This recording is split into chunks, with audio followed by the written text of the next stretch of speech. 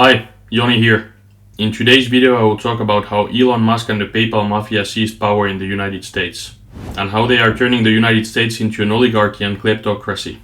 The United States is often considered one of the earliest modern democracies, but it was surprisingly easy to hijack for this group of oligarchs. An oligarchy describes a situation where a very small group of people have control over a country, while a kleptocracy is a society where the people in power use their power to steal the resources from the country. The US is currently experiencing both, and it's very sad to watch. How did this happen? A group of oligarchs managed to seize power. These oligarchs have a few things in common. Many of them are part of the so-called PayPal Mafia, which is a group of former PayPal employees and founders. Most of them are foreign-born, and many of them have links to South Africa. Most of them could be classified on the far right, but these people are opportunists.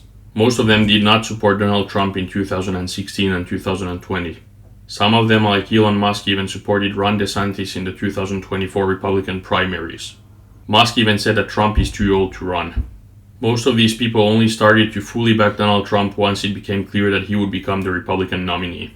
As I said earlier, most of these people are opportunists, and most of them were not born in the US, and because of that they need a proxy to get into the White House, as they can't run themselves. They managed to get that with Donald Trump and JD Vance.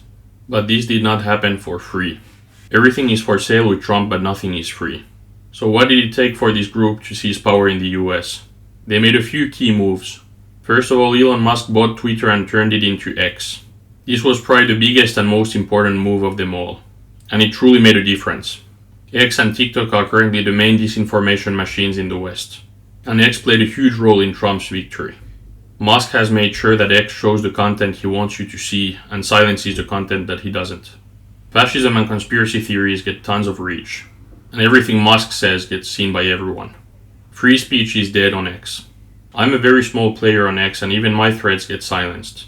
I've had several cases where my followers contact me and tell me that their likes have been removed from my threads. Musk is a huge hypocrite who hates free speech when it doesn't go his way.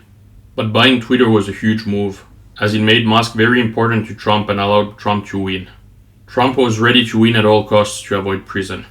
The second main move that Musk did was to donate almost $300 million to Donald Trump's campaign, which sounds like a lot of money, but it's nothing for him, especially considering what he gained by doing that. But Musk was not the only one in that group to help Trump get elected.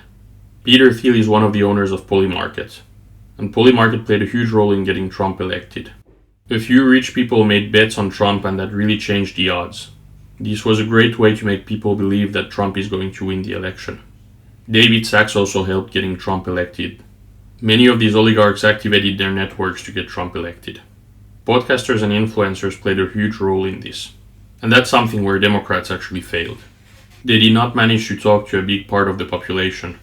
Republicans were just much better at that, and many Republican podcasters are just very popular. Do you know of any other things that they did to get Trump elected? Write them in the comments. These oligarchs are now in power, and you can see the results. Trump is barely back in the White House, and Musk is already making huge moves. He has absolutely huge conflicts of interest that should make it impossible for him to have the role that he has. He should either divest from his companies or stay out of government. It makes zero sense that someone who is a huge government contractor gets to decide on federal spending and cuts. The US has really turned into a banana republic on this, and people are suffering and even dying because of it. Cutting US aid is insane. This will ruin US soft power. China and Russia will profit from it. Ukraine and many other countries will suffer from it. And while ruining US soft power and making people suffer, this group is also interfering in European politics. They are trying to get the anti-EU far-right elected in as many countries as possible in Europe.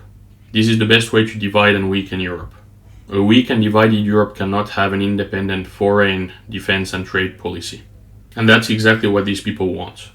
These oligarchs are now in power in the US, and they are putting their business interests before American interests. European interests are the last ones that are on their mind. And despite all that, some Europeans still defend them. Europeans who defend Musk and Trump today are today's version of those who defended the USSR during the Cold War. I strongly despise them, and so should you. They are a group of naive, pathetic losers, fascists and traitors. What can be done about this? First of all, Americans need to call these oligarchs out and make people around them aware of this issue. Elected Democrats should do anything to stop them, and Republicans should grow a backbone. Europeans need to better regulate social media to decrease their influence. And we also need better enforcement of existing regulation. We just need to make it harder for them to interfere in our politics.